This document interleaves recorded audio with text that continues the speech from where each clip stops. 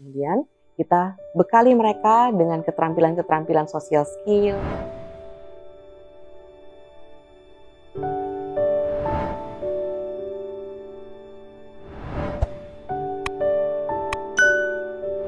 Kemudian yang ketiga, yang difficult child, kelebihannya adalah dia anak yang memegang teguh prinsip dalam hidupnya. Nah, jadi kita perlu tekankan bahwa, atau kita perlu kembangkan di anak ini bahwa memang setiap orang itu berbeda dan it's okay to be yourself gitu. Gak apa-apa, kamu adalah anak yang baik. Walaupun misalnya dia sudah menguras semua emosi kita ya, udah cranky, udah tantrum, dan sebenarnya kita tetap perlu menenangkan dia karena emosi anak-anak difficult biasa kan memang lebih fluktuatif ya. Jadi saat dia marah, yang perlu kita lakukan adalah kita memeluk dia, atau kita mencium keningnya, atau kita usap-usap punggungnya, kita bilang, nggak apa-apa nak, di sini ada mama kok. Coba kamu kenapa? Ceritakan kepada mama gitu. Jadi kita perlu, untuk anak-anak difficult child ini, kita perlu mengatur nada bicara kita itu setenang mungkin, semenerima mungkin, dan penuh kasih sayang.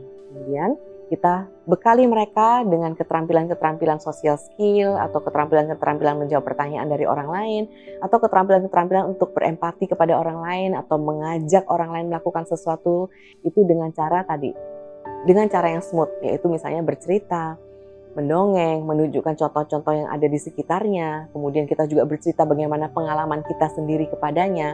Nah, dengan seperti itu kita lakukan secara terus-menerus, maka si anak difficult child ini akan lebih bisa memahami, bisa mengendalikan emosi, bisa mengontrol emosi, dan juga kita perlu ajarkan bagaimana cara mengontrol emosi. Contohnya, kalau kamu lagi marah, kalau kamu lagi nggak seneng sama orang, ya kan, kamu bisa kok take your time dulu dengan cara tarik nafas panjang, kemudian keluarkan lagi, kemudian tarik lagi, keluarkan lagi sebanyak 3 kali. Saat kamu sudah mulai merasa baik, barulah kamu mengatakan kepada orang itu apa yang kamu rasakan. Contohnya misalnya, mainan kamu lagi direbut, kemudian kamu nggak seneng, ya kan? Nah, sebelum kamu berteriak, kamu kan pasti ingin berteriak nih, ya kan? Biasanya mami lihat kamu berteriak nih. Nah, sebelum berteriak, kamu tarik dulu nafas panjang, keluarkan, tarik nafas panjang, keluarkan, kemudian bilang ke teman kamu bahwa, aku nggak senang kalau mainan aku kamu ambil begitu aja. Lain kali kamu bilang ya, kalau kamu bilang aku pasti akan pinjemin kok gitu. Jadi ajarin ke dia bagaimana caranya untuk berkomunikasi dengan orang dengan cara yang tepat. Tidak dengan teriak-teriak, tidak dengan marah-marah, enggak dengan lempar barang, tapi dengan tadi tarik nafas panjang, keluarkan kembali, kemudian katakan apa yang kamu inginkan dari orang tersebut. Karena dengan dia terbiasa membicarakan apa yang dia inginkan dari orang tersebut, maka orang lain akan tahu maksud dia apa, dan akhirnya interaksi itu akan terjalin dengan baik.